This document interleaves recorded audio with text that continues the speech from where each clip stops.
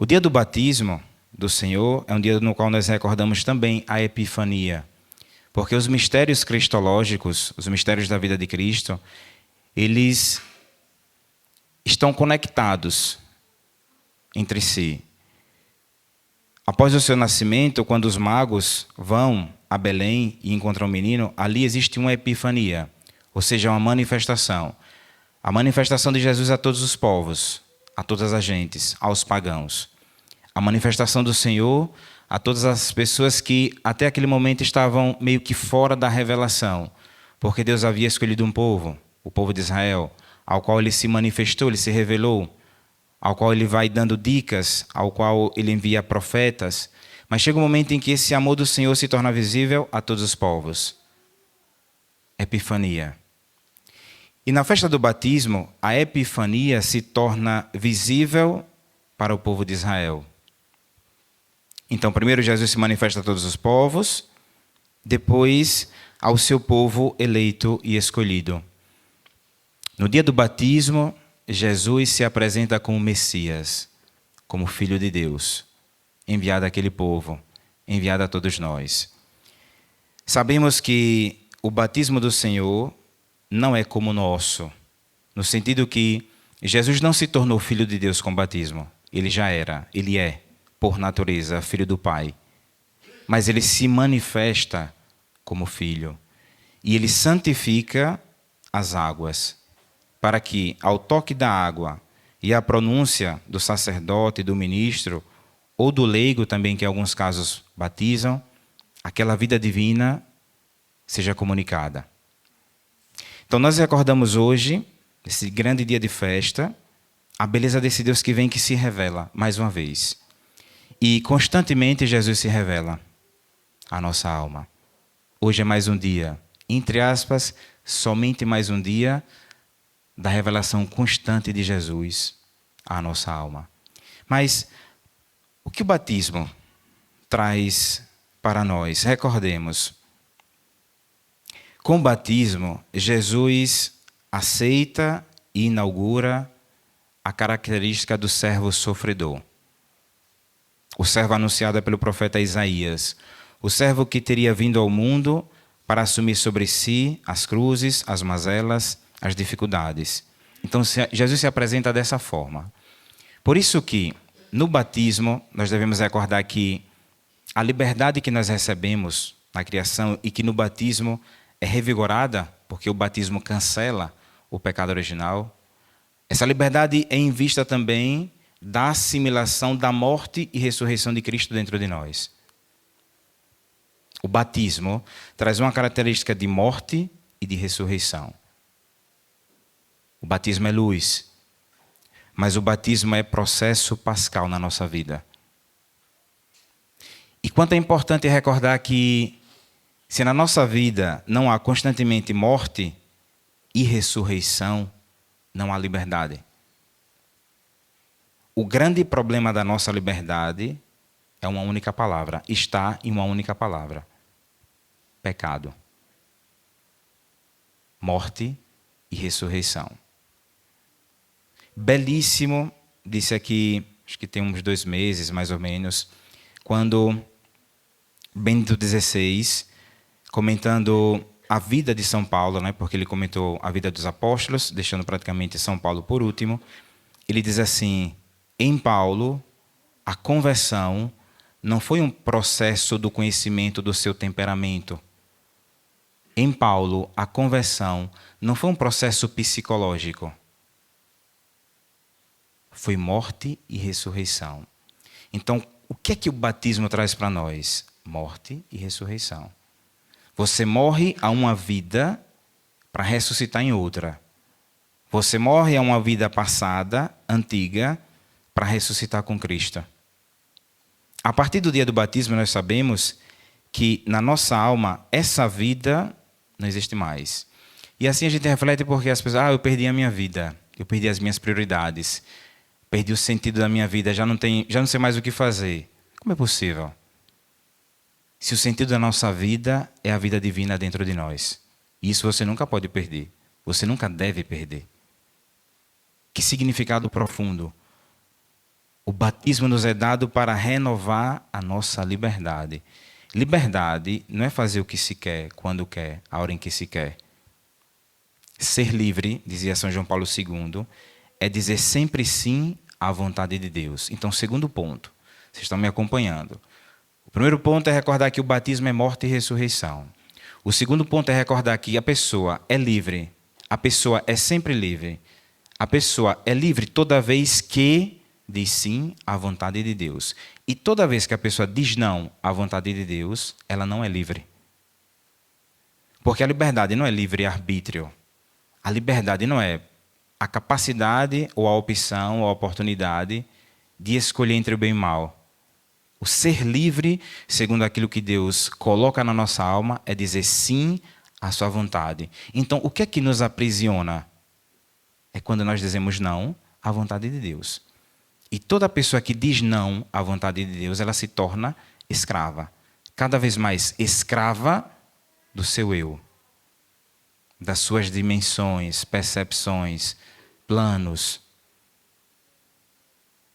O batismo, então, revigora, nos dá a graça e o vigor para vivermos plenamente esta liberdade diante de Deus. A liberdade, ela tem um custo muito alto para nós, porque ninguém é livre permanecendo escravo do pecado. É uma contradição. O processo de liberdade e de libertação ocorre na nossa vida à medida que a gente vai deixando de lado o pecado. E aqui a gente entra em um outro campo de batalha. O Filho de Deus é aquele que consegue se desvincular dos pecados. Ele luta. Ele reconhece, mas ele não depende. Ele sente o desejo, mas ele diz não. Ele se sente atraído, mas ele não cai. Ele luta até o fim. Por quê? Porque o pecado nos acorrenta.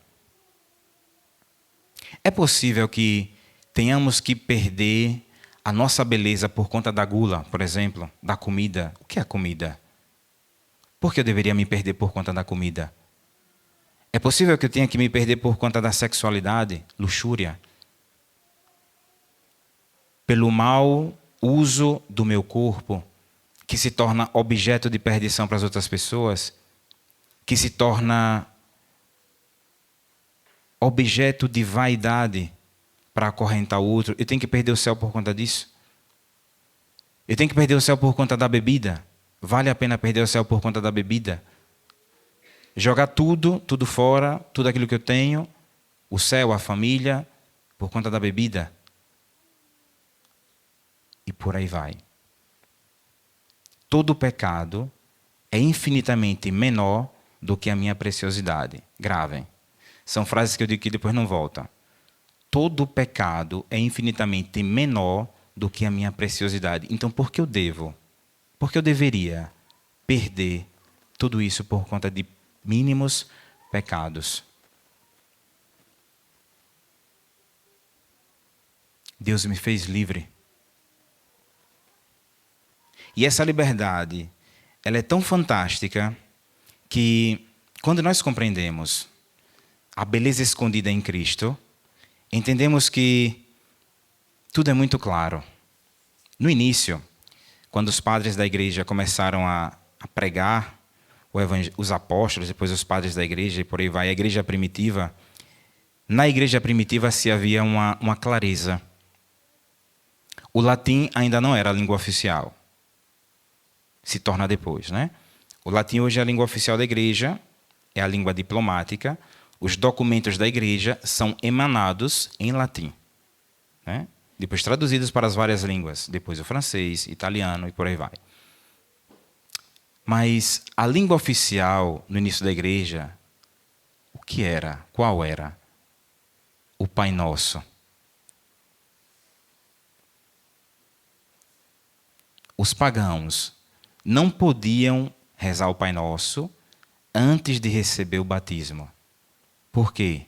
Porque você não pode chamar de pai alguém se você não é filho.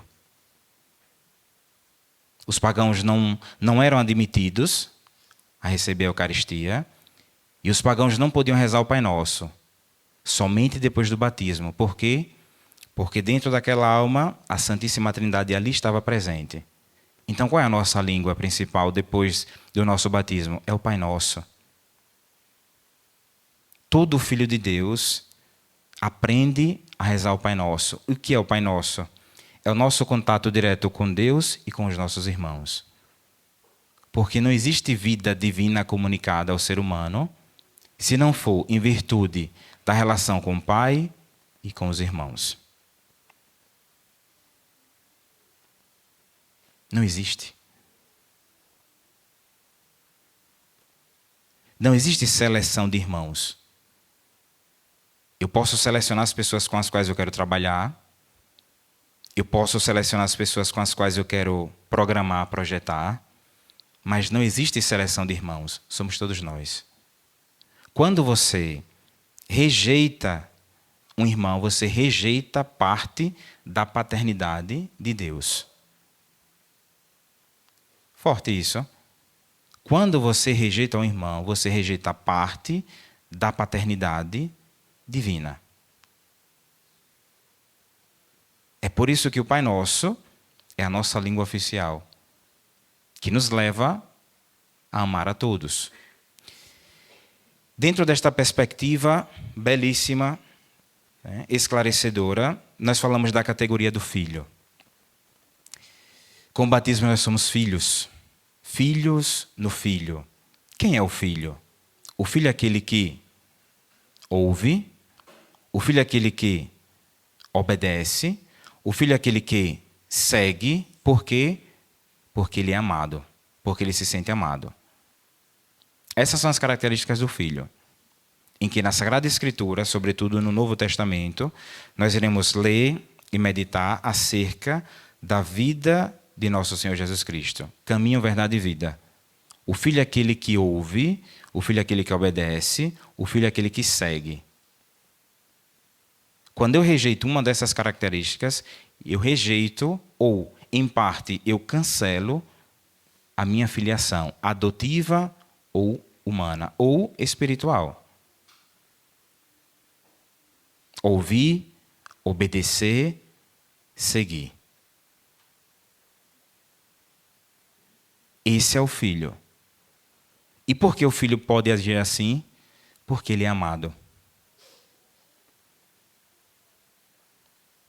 Porque em sua alma o pai coloca o seu bem-querer. Então ele pode. Mas por que é que o filho não caminha assim? Porque ele se tornou prisioneiro de algum pecado.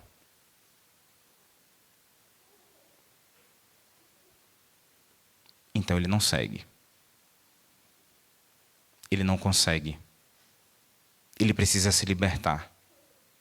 E só existe um libertador, que se chama nosso Senhor Jesus Cristo. A dificuldade hoje, vista de não conseguirmos ser filhos. Ouvir, obedecer e seguir. Por quê? Porque a autoridade se tornou um ponto de confronto constante, a ponto de perdermos o trilho da nossa vida. Então precisamos voltar. Confiar e depositar toda a nossa vida nas mãos desse Pai. O Pai que diz assim: eis o meu filho amado, Jesus, escutai-o. Aí você tem que escutar Jesus. Você não tem que escutar coisas por aí. Você tem que escutar Jesus. Jesus está no Espiritismo? Não. Então tenha vergonha e não vá. Se respeite, tenha vergonha na cara e não vá. Ah, mais, não tem mais. São coisas inconciliáveis. O filho é aquele que tem a liberdade de dizer assim: o que não é conciliável com aquilo que meu pai transmite, eu não aceito. Ponto. Eu não julgo, mas eu não aceito. Eu respeito, não tem por que eu respeitar. A sua opinião é diferente da minha, eu respeito a sua e não sigo. Não tem que respeitar nada. Eu respeito aquilo que o pai transmite, Deus. Ponto. Então, tem coisas que são inconciliáveis com aquilo que o pai transmite. Espiritismo é inconciliável. Como é que você vem para a igreja, vem comungar, se antes você saiu de casa ou durante a semana você viu lá o horóscopo? Pecado contra o primeiro mandamento, viu? Ah, mas eu tenho que saber o que é que o meu signo diz, que tipo de roupa eu tenho que vestir, porque senão vai estar tudo errado. Dá tudo errado porque você não está ouvindo o nosso Senhor Jesus Cristo. Vamos esclarecer as coisas. Então, como é que você vê o horóscopo e se é aquilo e depois você quer vir receber a comunhão? Como é que você vai para um centro espírita e depois você quer vir receber a comunhão? Você peca gravemente contra a fé, contra o credo, contra o primeiro mandamento e depois quer receber a comunhão. Primeiro tem que se confessar. São pecados contra o primeiro mandamento do Pai, que nos constitui como filhos. Então, como é que eu rejeito isso? Eu tenho que acolher essa herança que vem do Pai. E eu tenho que ter clareza nisso. Passar a vida em uma superficialidade, jamais. O ser filho de Deus é inconciliável com o comunismo. O ser filho de Deus é inconciliável com a maçonaria, porque é contrário à tradição da igreja, porque é contrário à Sagrada Escritura, porque é manipulação da Sagrada Escritura. É inconciliável, ponto final. Vamos abrir um debate e vamos. Esse não é o lugar teológico. Mas vamos abrir um debate e vamos. Mas o ponto é que, no final das contas, ou eu quero seguir o Pai ou eu não sigo. Ou eu aceito as verdades do Pai, ou eu vou ter as minhas verdades.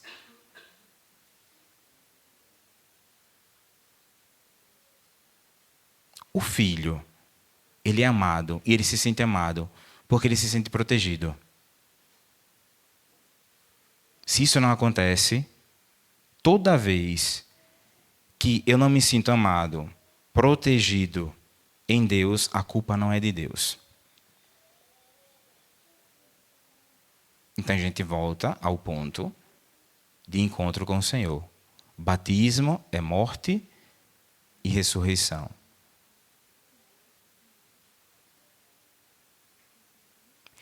Clareza nas coisas. E tem outra besteira que se diz por aí, que eu não quero nem nomear, mas enfim, já pensei. Toda religião é igual. Que besteira. Igual coisa nenhuma. Deus está em todo lugar. Tá? Como Criador, Ele está em todo lugar. Ah, como Criador, Deus está no inferno também, né? O inferno subsiste porque Deus o mantém. Se Deus deixasse de pensar no inferno, desapareceria, não é isso? Então eu tenho que ir para o inferno porque não tem nada a ver uma coisa com a outra.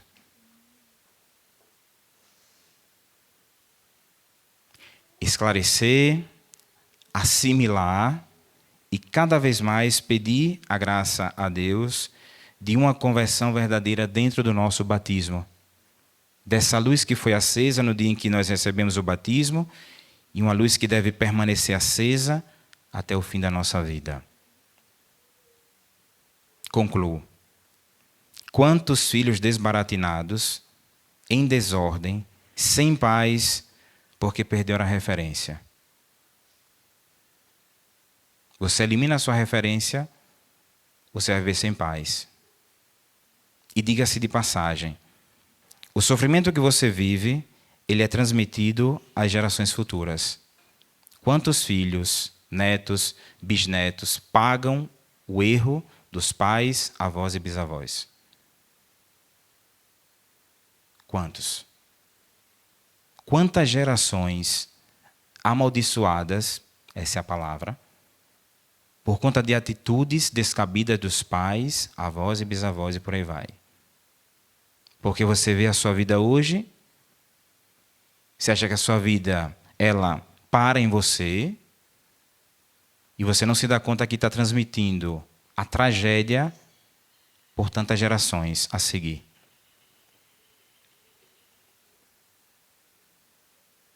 Então, luz. A luz que nos é dada por nosso Senhor Jesus Cristo.